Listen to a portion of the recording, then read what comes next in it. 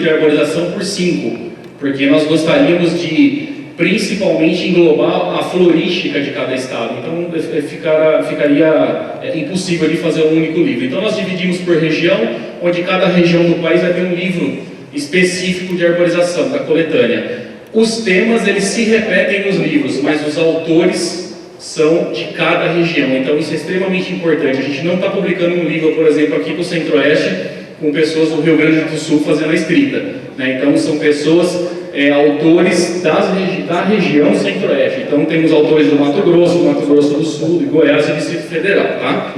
Isso é importante.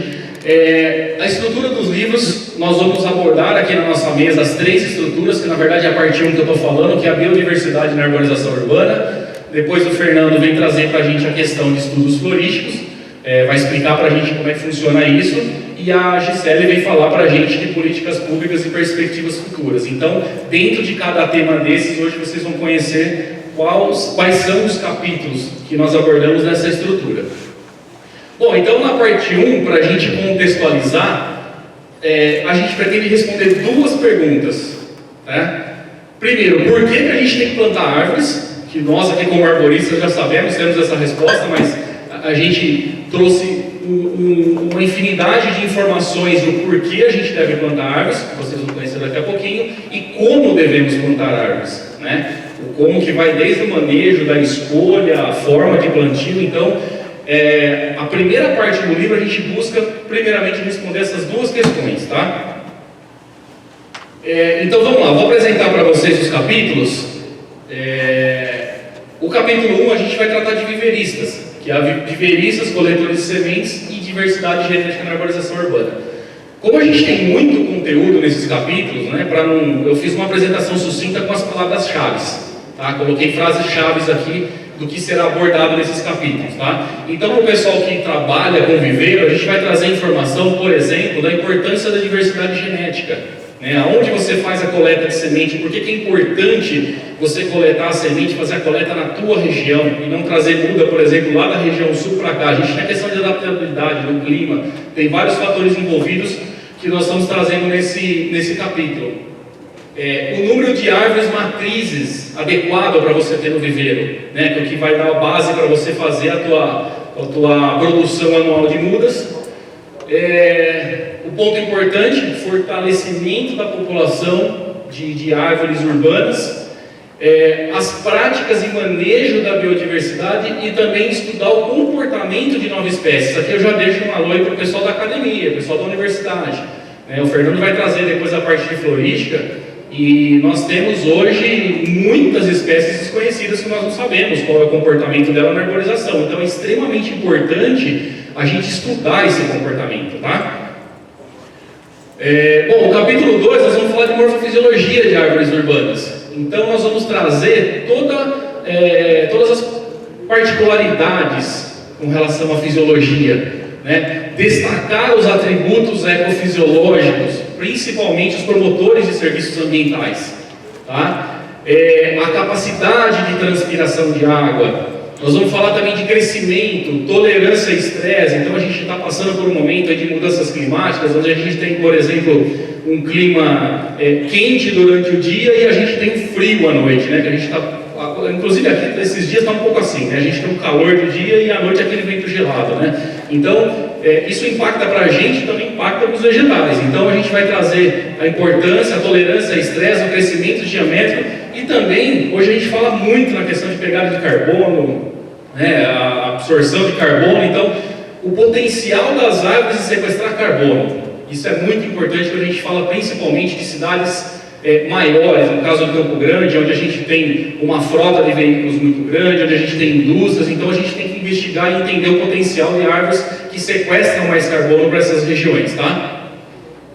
Nós vamos trazer um capítulo de arborização urbana e serviços ecossistêmicos. Então a gente vai falar de potencial de evapotranspiração das árvores. Nós vamos trazer também a influência do crescimento lento, crescimento rápido. Ou seja, se eu tenho uma área urbana em que eu não tenho árvores, né, a gente tem em São Paulo muito isso exposto na periferia, eu preciso, principalmente no início, de árvores que tenham um crescimento mais rápido, para que eu possa arborizar mais rápido isso, né? Densidade da madeira, que é super importante a gente falar de densidade da madeira, lugar que venta muito, eu colocar uma madeira muito frágil, eu vou ter queda, vou ter problemas futuros de árvore, então a gente vai fazer a questão de densidade. E aqui uma parte muito importante que a gente tem até aqui em Campo Grande, que é o potencial de atração de pessoas. A gente aprendeu isso na pandemia, né, onde a gente ficou trancado em casa e aí todo mundo começou a procurar bosque, começou a procurar praça. Então, árvores que têm o potencial de atração, é muito importante a gente priorizar ela em praças, em parques, onde a gente pode ter piquenique, pessoal passeando e tudo mais. Então, esse potencial, ele entra como um serviços ecossistêmicos.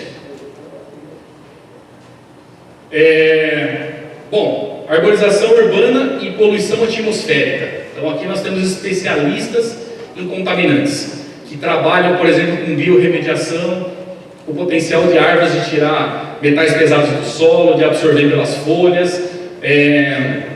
A gente tem um problema em São Paulo, por exemplo, onde eu estudo o meu doutorado na região central de São Paulo, a gente tem um problema muito grande com o cobre. Então, ou seja, onde a gente tem uma frota de veículos muito grande, quando a gente tem aquele freio e para do carro, aquilo libera uma poeira, que essa poeira tem muito cobre. Então, ou seja, a gente tem automaticamente nessa região uma contaminação. Então nós vamos trazer isso nesse capítulo, a gente falar quais são os principais poluentes de cada região. Por que regionalizado? Não adianta eu falar do poluente daqui e eu comparar com Cubatão, na região de São Paulo, que eu não sei se todos conhecem, que é uma cidade extremamente poluída, a gente tem muita petroquímica lá. Né? Então, a árvore que eu tenho que plantar lá para fazer a biorremediação lá e para garantir o mínimo de qualidade do ar não é a mesma daqui. Né?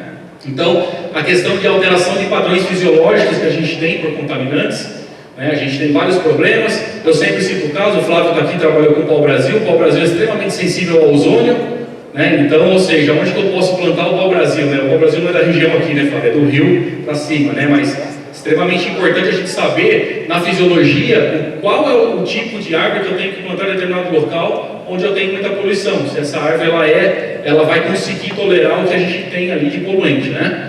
E as características da árvore para cada plantio.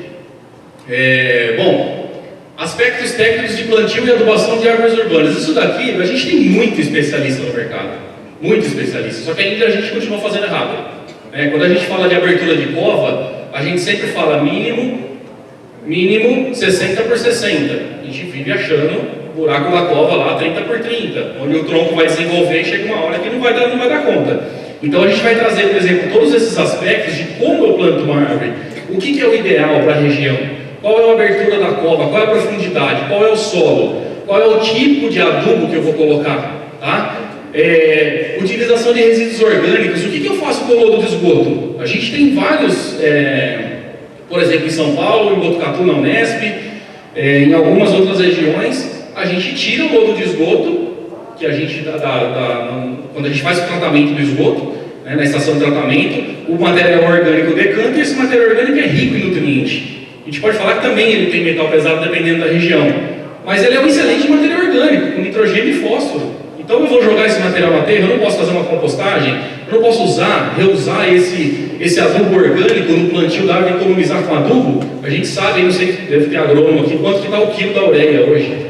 Absurdo, subiu quase 10 vezes mais do que era antes da pandemia. Então é um custo que a gente consegue amenizar. Necessidade de calagem, a gente sabe que a gente não faz, né? É muito difícil você fazer uma análise do solo, a não ser quando você vai construir um parque, mas as árvores na calçada a gente não faz isso, não tem esse costume, até por conta do custo. Então, de acordo com o tipo de solo, qual que é o mínimo que eu tenho que trabalhar com relação à calagem? E todos os aspectos técnicos que envolvem o plantio, tá? Então, tutoramento, amarração em 8, todos esses detalhes que a gente já conhece, nós estamos trazendo aqui por região.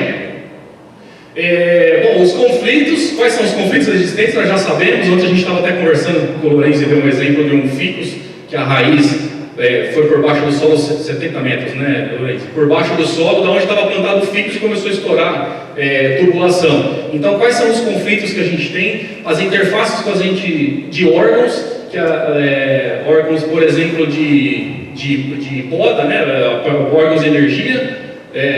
Aqui eu não tenho orgulho, mas eu sou o maior denunciador em Botucatu do Ministério Público de podas drásticas, que a própria companhia, as empresas terceirizadas fazem, ou seja, essas pessoas não têm treinamento nenhum, então a gente precisa trabalhar essa interface com esse pessoal. né? E tecnologias digitais, a gente está cheio de tecnologia, aplicativo, então a gente precisa se familiarizar com isso.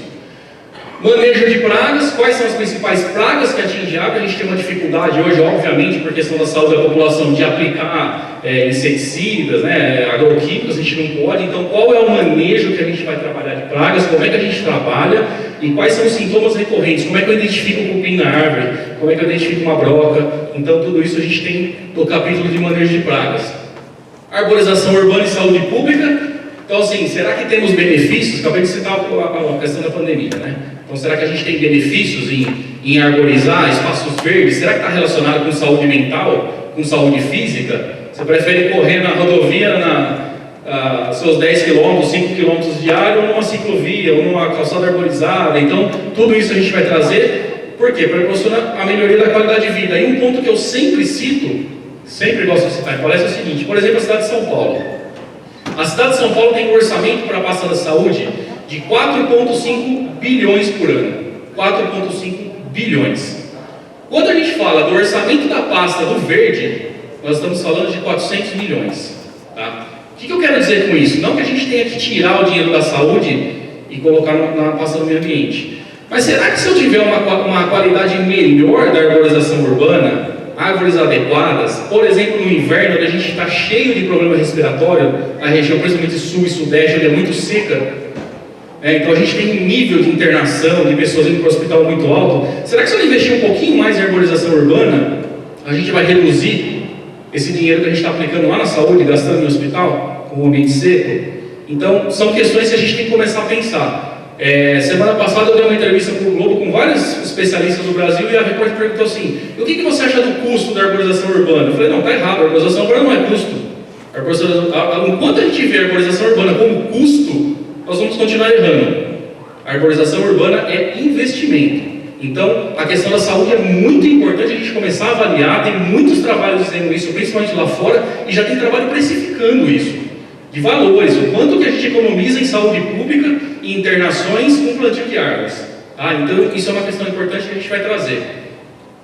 Educação ambiental e arborização urbana. Então, os cuidados com a arborização urbana. As crianças são agentes multiplicadores. A gente está tendo congresso agora aqui. Inclusive, parabéns para a gente, Sérgio, pessoal da SBAL, da organização. Isso é maravilhoso, a gente tem que começar por eles. Então, quando a gente fala lá que sai um monte de reportagem na periferia de São Paulo, que o pessoal planta árvore, no outro dia está quebrado, o pessoal arranca o tutor. Por quê? É falta de educação ambiental nas escolas. Então, a gente tem que trabalhar isso. Então, quais são as metodologias que a gente pode utilizar de acordo com a região? Então, nós vamos trazer isso também.